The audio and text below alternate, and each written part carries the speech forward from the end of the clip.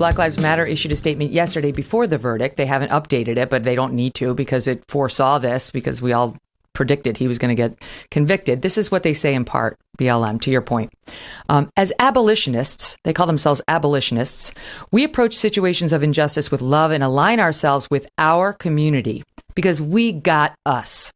They say this is not about a trial or a verdict decided in a white supremacist charade.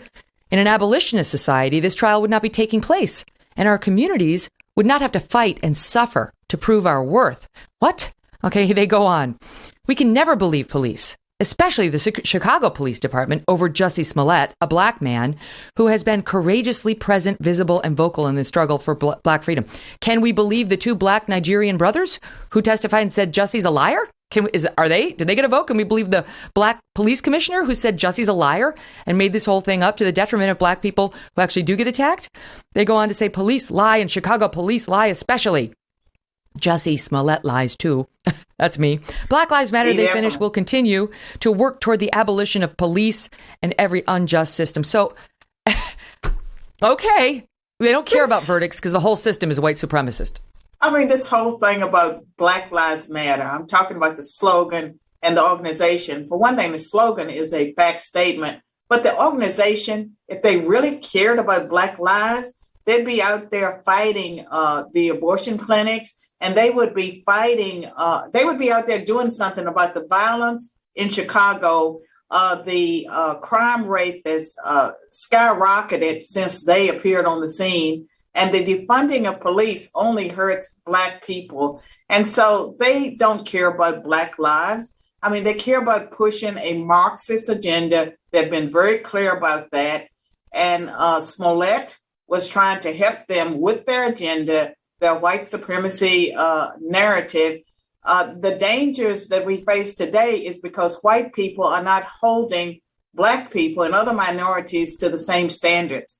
And there cannot be any equality in our nation until all citizens are held to the same standards of conduct. Yeah, it's crazy to actually read, how they just don't care about the facts at all. Okay, all right, well, I mean, at least they admit it. In the meantime, let's talk about what's likely to happen to him, because he hasn't yet been sentenced. That'll happen in the coming weeks. But normally, somebody who makes up something like this might expect to get probation and a fine.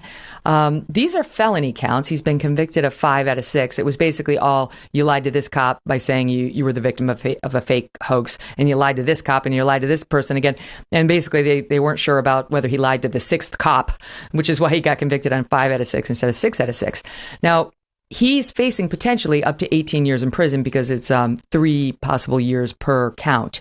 That won't happen, and it shouldn't happen. But I do believe he should face jail time because of the damage he's done to the legitimate claims when they do come after him, to the country, to the narrative and the divide that already exists between us. And he did it at a very tense time. And I also believe he should face jail time, Carol, because he perjured himself.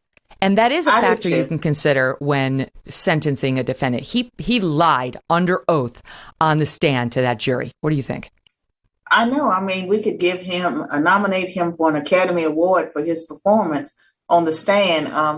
I think he should get 5 years. I mean, they can suspend 2. But yeah, he needs to serve some time.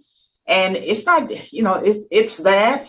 It's the fact that when they have these hoaxes done by members of the, quote, victim groups, there's usually no consequences. There has to be consequences.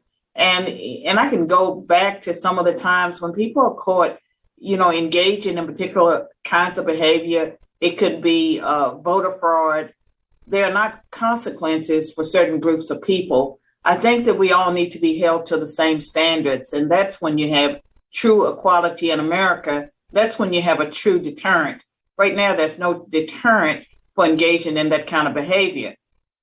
Right. That's exactly right. What is the deterrent to the next person in making such an allegation if he doesn't have a real penalty, if he doesn't spend some time in jail? He should go to jail. I agree with you. 5 with suspended 2 would be a reasonable sentence to this.